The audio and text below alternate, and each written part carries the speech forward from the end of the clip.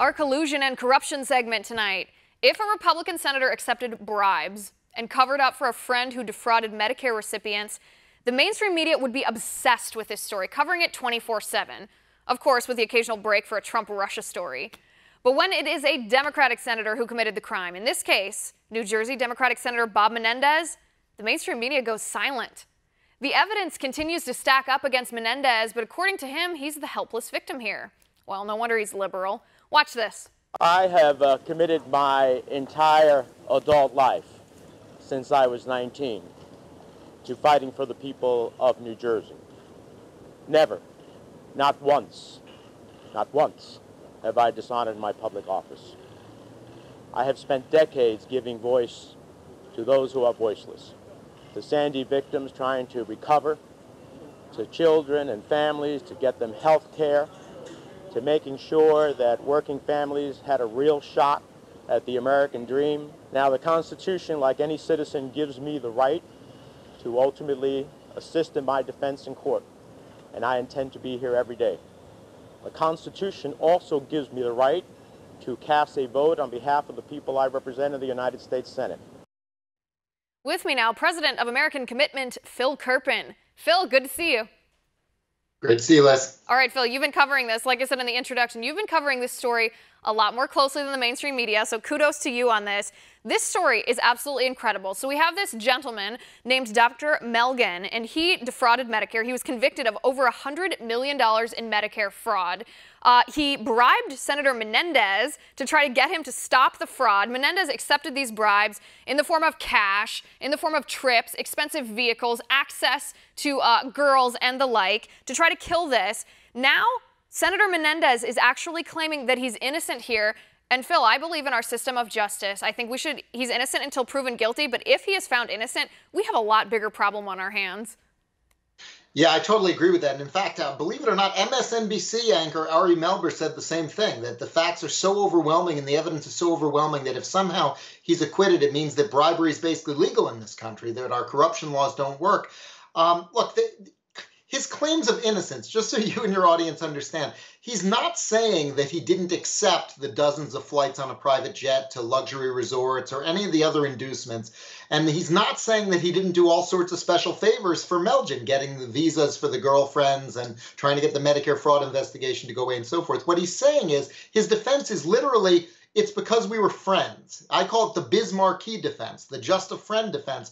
What his lawyer is saying is, look, they were just really good friends, and friends sometimes let friends fly on their private jets to luxury resorts with their supermodel girlfriends, and friends sometimes help friends get rid of Medicare fraud investigations. Well, if that theory is right, if being friends with the senator you bribe makes it not illegal to bribe him, then the bribery law might as well not exist. I mean, because all you would have to do is befriend whoever you're bribing. So I think that his defense here is completely ridiculous, completely outrageous, and if it somehow works, we've got much bigger problems. Right, and I don't know how I feel about agreeing with someone on MSNBC, but if he's found innocent and he was actually allowed to do this, there's not proof that he did some wrongdoing. That's a serious commentary on our bribery laws and something that we need to reform.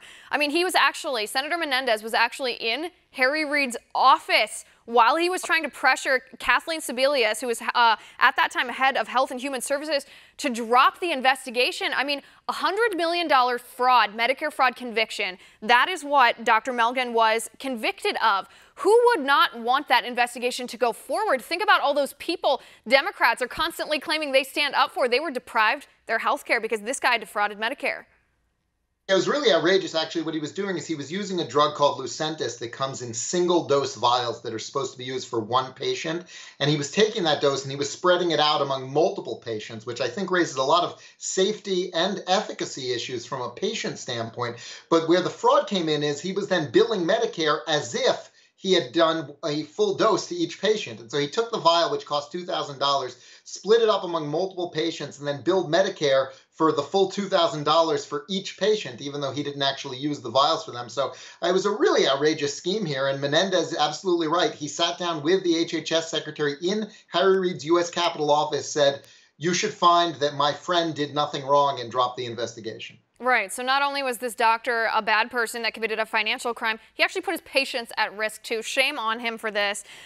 Phil, where are the liberals on this? Why aren't they disavowing this corruption, this bribery, this collusion, this conflict of interest, this scandal? Well, as usual, politics are everything for the Democrats, and they are looking at the fact that there's a gubernatorial election in New Jersey this year. It's coming up in November, and the fact that a new governor will be inaugurated January 16th. And they, based on the polls, it looks like Democrat Phil Murphy is the probable winner in that race. And so they're kind of trying to duck and run and hide. And I think that the calculation by most Democrats is Menendez probably will be convicted, but they don't want him to resign for 2 or 3 months after he's convicted so that it'll be a Democrat governor instead of a Republican governor who appoints his replacement. And so I think you're going to see him announce a leave of absence for a few months while he pursues his appeal or something like that. And the big political fallout will be that they'll probably have an expulsion vote in the U.S. Senate, and that's a vote that takes 67 votes. And we'll find out if there are actually 34 Democrats who would like to keep a convicted felon bribe taker in the Senate to gain political advantage. So if he is convicted, as I think is pretty likely, it could be very interesting how the floor debate on expulsion plays out and ultimately a vote on that. Well, listen, it's already shocking that Democratic senators haven't come out and condemned this. They've spent the last year and a half accusing Trump of what so far have been baseless accusations regarding collusion with Russia and trying to tamper with our elections. If they care so much about collusion, why aren't they the first to step up to the plate and say, listen, this is not someone we want in our party. This is not behavior that we tolerate in our party. They should be the first ones to say it. But what is the number? I mean, it's up to something like 10 senators who have been asked directly what they think of this, and they just pivot and refuse to answer. It's shocking. There is not a single elected Democrat anywhere in America who will answer the question, should a convicted felon be allowed to serve in the U.S. Senate? They won't answer that question. That should be an easy question, but they won't answer it. And yeah, a lot of them have been asked. There's video. The RNC has been out there asking them. A lot of people are trying to ask the question. Nobody's getting answers. We've got a petition on our own website at AmericanCommitment.org where we've been sending constituent letters asking senators this question. We've sent over 11,000 and we've got 0 replies. Right. 0 Democratic replies. Some of them have been, thank you for sending me your thoughts. I'll take them under consideration. But nobody has actually answered the straightforward question, should a convicted felon bribe taker be allowed to serve in the U.S. Senate? That should not be a hard question. No, it shouldn't. And I hope all of our viewers, those of us who do have Democratic senators, and I do here in California, call your senator. Ask them, demand an answer. You're their constituent. You have a right to know. They have a responsibility to answer that question to you. And everyone deserves to know whether they believe it's okay to receive bribes, because if they do, then they're no better than the people who have been convicted and who are on trial. Phil, thanks for coming on the show. I appreciate it.